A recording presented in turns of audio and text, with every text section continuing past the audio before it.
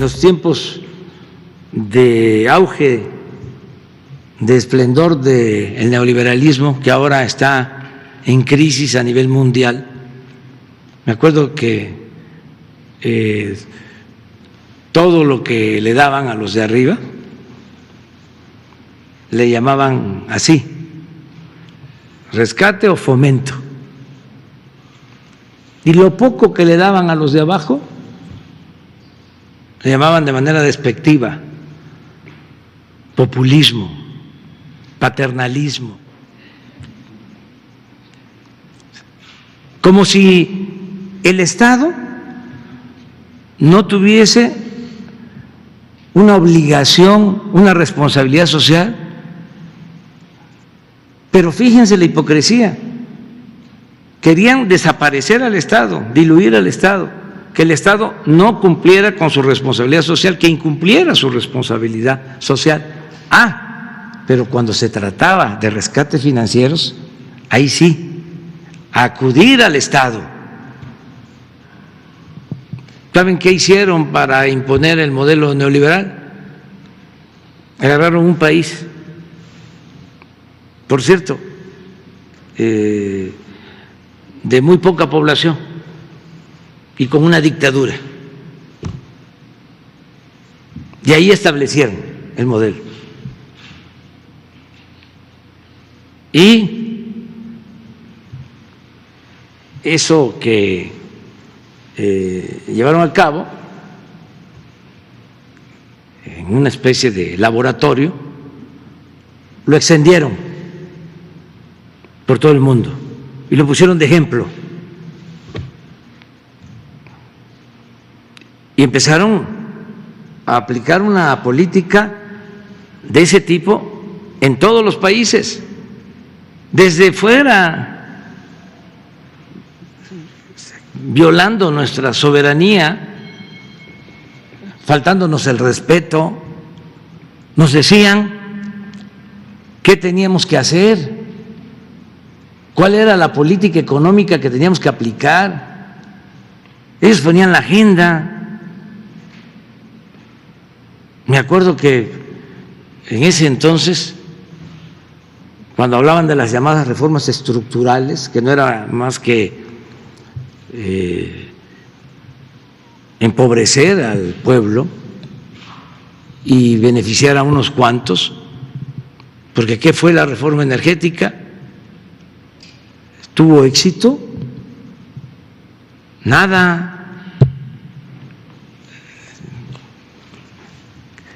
Casi terminan por destruir a Pemex.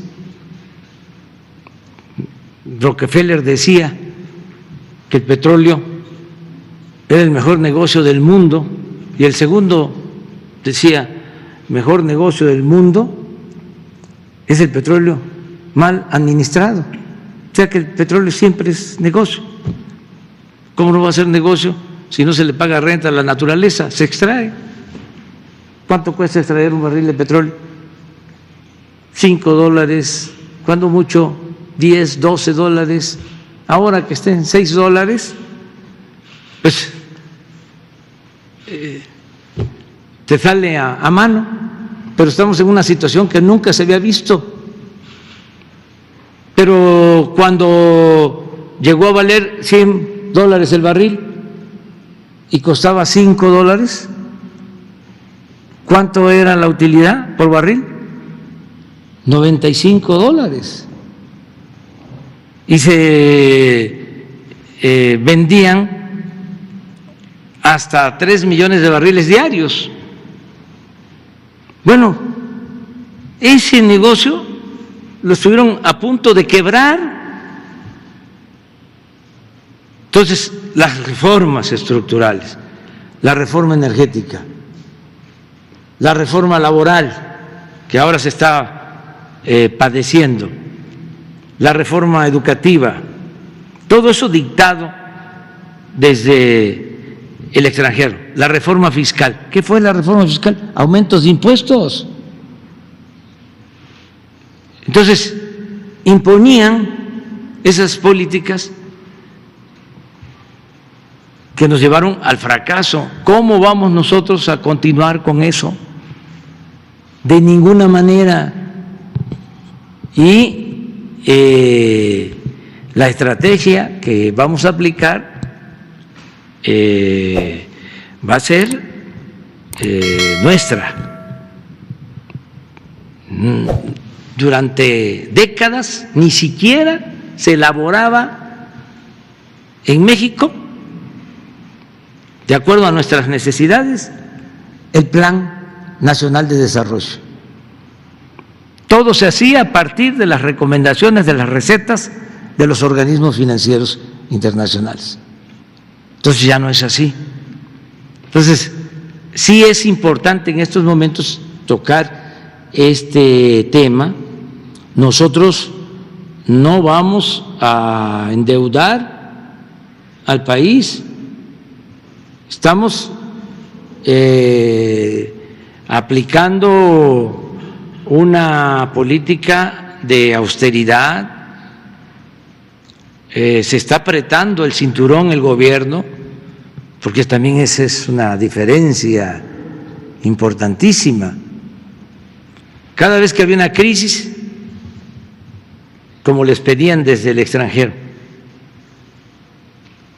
que había que aumentar el precio de las gasolinas, el precio de la luz, que había que bajar los salarios. No hay que olvidar que en el tiempo del periodo neoliberal el salario mínimo perdió el 70% de su capacidad de compra, porque los aumentos al salario llegaron a darse por abajo de la inflación. Todo eso eran recomendaciones del extranjero, y no solo para México, para otros países. ¿Y qué decían? Ni modo, tenemos todos que apretarnos el cinturón. Le pedían al pueblo que se apretara el cinturón.